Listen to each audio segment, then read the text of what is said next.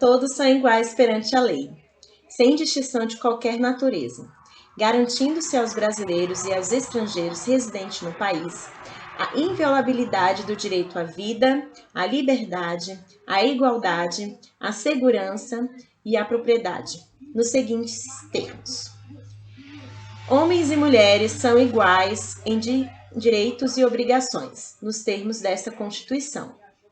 Ninguém será obrigado a fazer ou deixar de fazer alguma coisa, senão em virtude de lei. Ninguém será submetido à tortura, nem tratamento desumano ou degradante. É livre a manifestação do pensamento, sendo vedado o anonimato. São direitos sociais a educação, a saúde, o trabalho, o lazer, a segurança, a previdência social, a proteção à maternidade e à infância, a assistência aos desamparados na forma dessa Constituição. Bom dia, galera! Segundão, como é que vocês estão?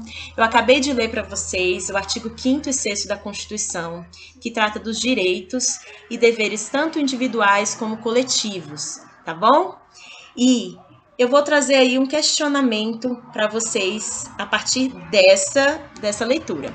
Será que esses direitos são obedecidos em todo o nosso país? Será que todos nós somos tratados de forma igual?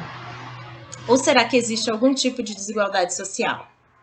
Gente, para a aula de hoje, nós vamos revisar a história do nosso país após a chegada dos portugueses e tentar identificar, através dessa revisão, os aspectos políticos, econômicos e sociais, né, que foram construídos no nosso país a partir desse período, beleza?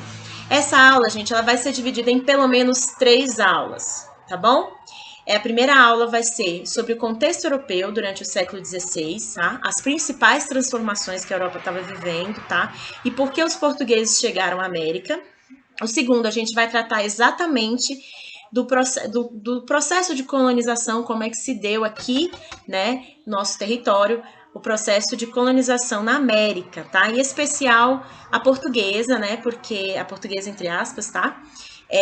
Porque é o que a gente está vivendo, faz parte da história do nosso país, beleza?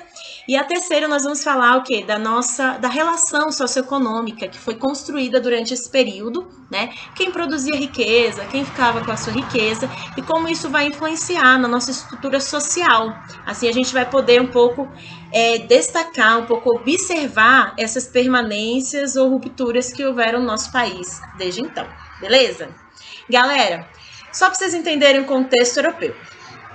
O início do século XVI, tá? O mundo era um verdadeiro mosaico de civilizações e culturas. Nesse contexto, destacavam-se a China, a Índia, a Europa cristã, o Império Otomano, a África, com uma forte presença islâmica, principalmente no norte, tá? E diversos outros reinos no sul. E na América, a gente tinha diversas civilizações, né? Mas uma das mais importantes, os impérios incas e astecas, ok? Durante esse século, galera, o mundo ele vai assumir um papel crucial, tá? Para a aceleração da economia e mais tarde viria a ser o que desenvolveu o que a gente chama de capitalismo. Então foi durante essa época que teve essa transição para a economia que a gente hoje vive, ok? A Europa, gente, apesar de não ser a única responsável por tudo isso, ela teve um papel muito importante nesse desenvolvimento. E agora a gente vai discutir esse contexto europeu e os motivos que levaram a esse desenvolvimento, tá? Que desencadeou principalmente na chegada e o processo de colonização portuguesa aqui na América.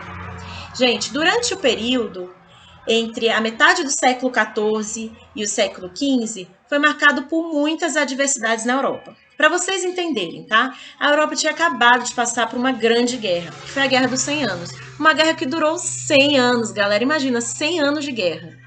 Imagina o tanto de impacto que vai ter em cima dessas civilizações, né? Foi uma disputa entre a Inglaterra e a França, inclusive pelo trono francês. A gente vai ver um pouco melhor na Era das Revoluções, quando a gente tratar da Europa, especificamente no segundo bimestre. Segunda coisa que aconteceu, segunda adversidade enorme que aconteceu na Europa, disso, ela tinha acabado de passar por uma pandemia. Você acha que só tem coronavírus aqui? Nesse mundo todo? Não, teve diversas pandemias, né? Historicamente, a gente teve várias. E a Europa, nessa época, ela tinha vivido o que a gente chama de peste negra, tá? Ela perpetuou mais ou menos entre 1346 e 1356, matou milhões de pessoas na Europa inteira, tá? E isso gerou tanta instabilidade, galera, que houve uma desorganização da produção agrícola, fome, tá? Há também as rotas comerciais, né, que a Europa já tinha desenvolvido de alguma forma, ainda iniciando isso, elas foram interrompidas, tá? Houve uma diminuição muito grande da população e com isso da produção econômica dessa população. E principalmente, gente, se eu não tenho uma boa produção, se eu tenho uma diminuição da população, eu também vou ter uma baixa oferta de moedas e metais preciosos na Europa. E para a gente entender exatamente o tanto de impacto que a Europa vai viver dentro desse contexto, a gente precisa ver as transformações que a Europa estava vivendo nessa época, ok? Tanto política, quanto econômica e quanto a social, beleza? Vamos aí à estrutura política. Gente, muitos povos europeus, nessa época, eles estavam começando a se unificar.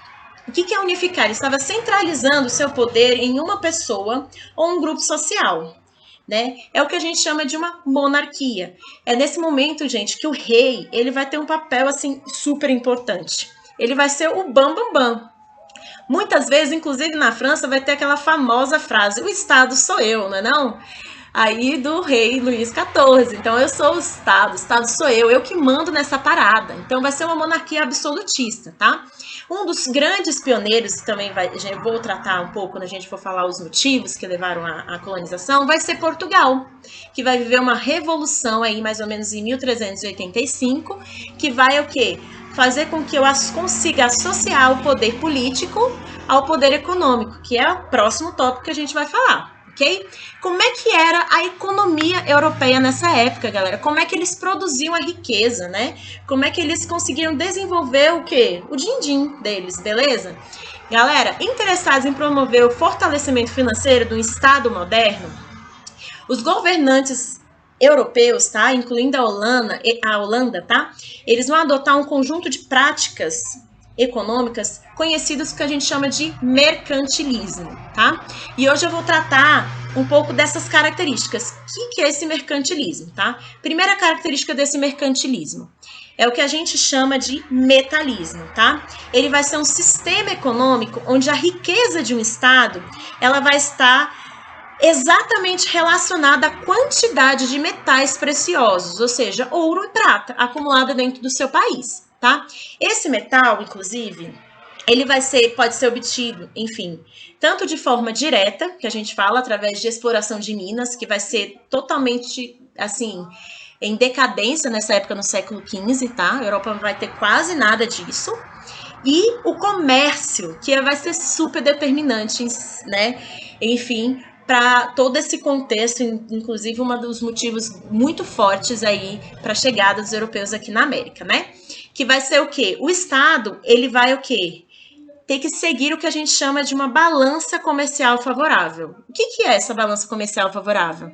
Basicamente, galera, o Estado, ele vai estar promovendo práticas econômicas baseadas na exportação, prioritariamente na exportação de produtos.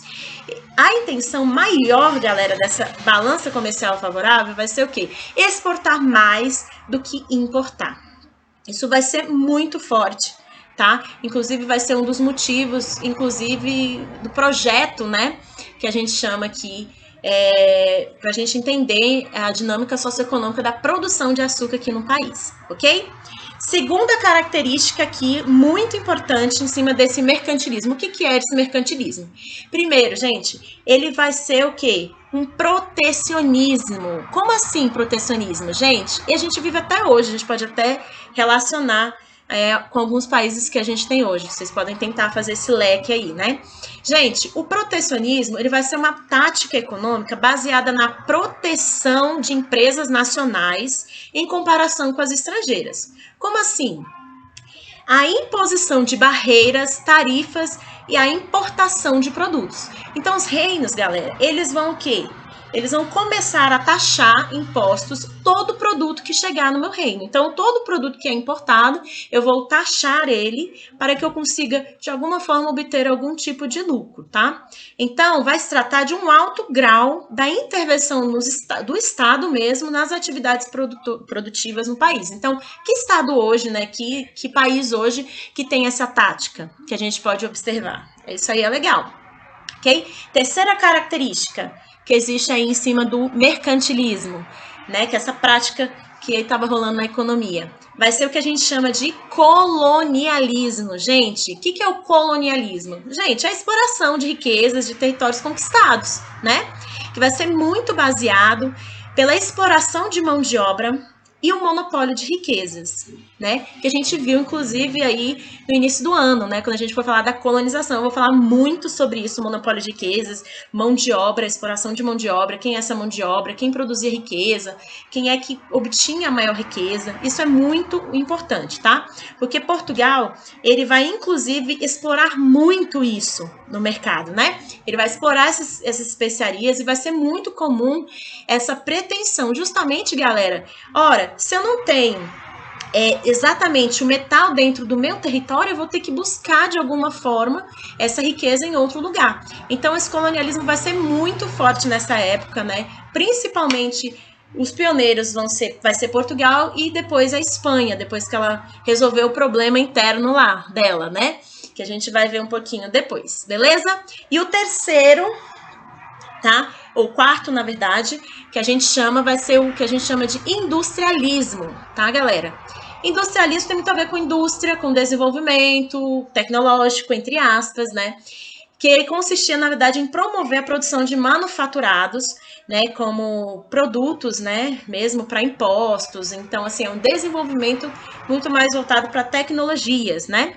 Ele não vai ser muito utilizado em Portugal, por exemplo, mas ele vai ser muito utilizado na Inglaterra e na França. E vale dizer, galera, lembrar que todo esse desenvolvimento, né, essa revolução comercial, essa revolução industrial, ela vai acontecer exatamente por conta desse industrialismo, né? Principalmente na Inglaterra, né, que vai acontecer mais ou menos entre o século XVI e XVIII. O que a gente vai ver aí mais adiante, beleza? Então, só para vocês entenderem como é que era a economia. Ela era mercantilismo e ela tinha essas características, né? Voltadas do quê? Para busca por maior riqueza e quantidade de metais preciosos, chamados o metalismo. Busca também, gente, por uma proteção de empresas nacionais, né? Que é essa taxação mesmo que eu tenho de impostos, todo produto que entra no país. Olha só de onde surgiu isso aí, não é mesmo? E terceiro, que é a exploração, né? Realmente de lugares que eu conquistei, que vai ser justamente essas colonizações, essas expansões. Essa é uma das maiores justificativas aí dessas expansões marítimas, né? E segundo, essa busca por uma industrialização, que vai ser muito forte na Inglaterra, tanto que vai desencadear o que a gente chama de uma revolução industrial, beleza? Agora que a gente entendeu aí a parte econômica, a gente vai logo para a social, beleza? O social tem a ver, galera, com a sociedade, como ela era construída, né? Então, o social deles era muito... A gente estava tendo aí, galera, o surgimento de uma burguesia comercial, né? É importante dizer que essa sociedade, principalmente na França, tá? Ela vai ser muito dividida em 3 estados, tá? Que a gente chama em uma hierarquia, e ela é dividida em 3 estados. O primeiro estado que está no topo, né? Que a gente fala são os nobres, né? A corte, o rei, por exemplo, né? Vai estar aí no topo aí dessa sociedade. Em segundo lugar, eu tenho o clero, né? A igreja, por exemplo, né? A gente vai ter muito isso como segundo lugar. E o terceiro lugar é o resto da população. São os comerciantes, os camponeses, essa tão burguesia aí, né? E é importante dizer que esse terceiro estado, ele vai ser a grande maioria e vai ser o que vai sustentar os outros estados, ok? Inclusive o quê? Na distribuição de impostos, né? Então, ele vai o quê? Ele vai dar mais imposto, ele vai ser o que vai mais trabalhar, vai ser o que vai mais produzir riqueza, ainda vai ter que dar imposto para sustentar esses 2 primeiros. É muita folga, né, não? Então, inclusive, galera, essa divisão social, ela vai ser muito importante para determinar o surgimento de uma grande revolução, que vai o quê? Influenciar o mundo inteiro durante anos, que vai ser a chamada Revolução Francesa. Beleza? Então, agora que a gente entendeu todo o contexto europeu, como que era a política, a economia, o que ele estava vivendo, uma grande crise, galera, em cima de toda essa estrutura, agora a gente vai entender o porquê que eles chegaram à América, então, né? Por que houve essa expansão, né? Gente, primeiro motivo que houve essa expansão, né? Marítima, ou que a gente chama de grandes navegações, né? Existia um interesse comercial e religioso, tá? Eu não expliquei tanto a questão social, mas assim, durante essa época vai ter muitas reformas religiosas, tá? Então, muitos questionamentos religiosos vão surgir mais ou menos dessa época, tá? Vão começar a surgir nessa época. Então, vai existir um grande interesse, na verdade, em expandir a Igreja Católica, principalmente, vai ter um grande interesse em expandir aí durante esse tempo. Claro que, gente, tudo isso foi em diversos séculos, foi entre o século XV e o século XIX. Então, é muito tempo, tá? Então, eu tô falando de um contexto geral durante esse ano, a Europa, né, basicamente. Então, existe um grande interesse comercial e econômico, tá? Comercial, religioso e econômico, né? Por quê? Religioso eu já expliquei, o comercial, porque eles estavam querendo justamente desenvolver essas características do mercantilismo, fazia parte de um projeto europeu, né? A gente tratou isso quando a gente foi falar um pouco da dinâmica socioeconômica, vou voltar nisso, mas especificamente, né, teclando bastante nisso para que vocês consigam fixar bastante nessas características, tá? Então, ela vai ter esse propósito, tá? E justamente essa época vai ser muito conhecida aí como as grandes navegações, né? Como um projeto todo de expansão. Tá? Segundo motivo, né? Porque aí os portugueses foram, né, chegaram aqui à América. Primeiro, eles eram pioneiros na centralização política. Eu já tinha falado um pouco antes, né? Que Portugal ela foi um dos primeiros, né, povos, os reinos, na verdade, que começou a unificar, se tornar realmente um país, né, uma centralização política. Eu tenho uma pessoa que manda, eu tenho outras pessoas, eu tenho uma hierarquia, eu tenho toda uma estrutura, né, política primeiro. Então, se eu tenho toda essa estrutura, obviamente, né, que toda essa estrutura vai ser baseada dentro de um projeto maior, que é esse projeto econômico, chamado mercantilismo, então vai ser assim mais fácil com que eu consiga organizar melhor as táticas, que eu consiga organizar a forma como eu vou conseguir expandir esse meu comércio, expandir a minha religião. Então, Portugal, justamente, ele vai começar a investir em escolas técnicas, como a Escola de Sagres, né? Ele vai investir em construções de caravelas, astrolábios, bússola, todos os tipos de ferramentas que eu consigo fazer com que eu me auxilie numa navegação, ele vai ser aí o grande pioneiro, né? Isso vai ser muito determinante porque ele em 1415, na verdade ele vai começar a fazer aí no século XV várias expedições. Por exemplo, em 1415 ele vai tomar o norte da África, né? Entre 1434 e 1444, ele vai descobrir um cabo, né, bombeador que fica aí no norte africano, né? E também o Cabo Verde, que fica no oeste africano, tá?